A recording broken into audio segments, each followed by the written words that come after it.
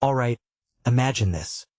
A group of people in 1976, dressed in polyester suits and high-waisted skirts, standing in a lobby, nervously wondering if their radio station will even work the next day.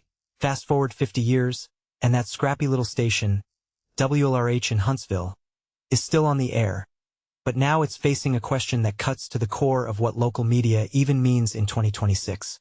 Spoiler: it's not about the music or the news headlines.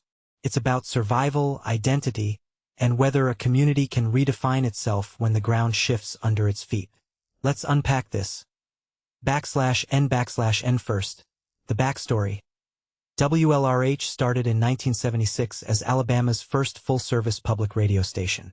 For decades, it leaned on NPR for its programming backbone.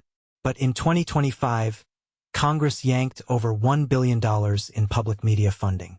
A disaster? Sure. But here's where it gets interesting. While other stations cut staff, WLRH did the opposite. They ditched NPR, hired local talent, and doubled down on hyperlocal content. Why? Because they realized something most media outlets miss. People don't just want news, they want their news. The stories that mirror their lives, their quirks, their backyard adventures. Like the time they took listeners into caves to find a fish named after a Stranger Things monster. That's not a gimmick. It's a metaphor. Local radio isn't about being bigger. It's about being weirder, dirtier, closer.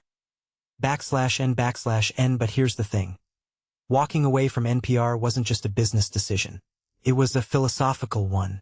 See, public radio's identity crisis isn't new. For years, stations like WLRH have been stuck in a loop. National content sells, but local content connects. The irony? By going all in on local voices, teachers, scientists, farmers, they've become more national in a different way. They're a counterpoint to the algorithm-driven chaos of TikTok and cable news. In a world where media divides us into tribes, a radio station that talks about STEM competitions and cave fish becomes radical. Not because it's loud, but because it's quietly uniting people over shared soil and stories. /N/N now. Let's get real. Is this sustainable? The funding cuts were brutal, and pivoting to local isn't a magic fix. But what WLRH's gamble reveals is this. Local media isn't dying. It's evolving. The problem is, most outlets treat local as a checkbox. One weather report, one high school football score, done. WLRH treats it as a lens. Their morning show doesn't just interview experts. They sit down with neighbors. Their music programs highlight hometown artists you've never heard of because they're not trying to be Spotify. They're being human.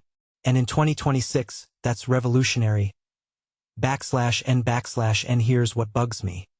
Though, why does it take a crisis for institutions to rediscover their soul? The 14 people in that 1976 photo probably didn't imagine their legacy would hinge on a fish named after a fictional monster.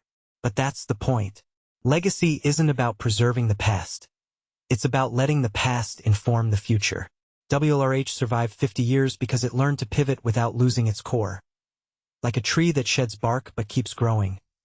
/N/N so what's next? The article ends with a toast to 50 more years. But I'm not just watching the clock.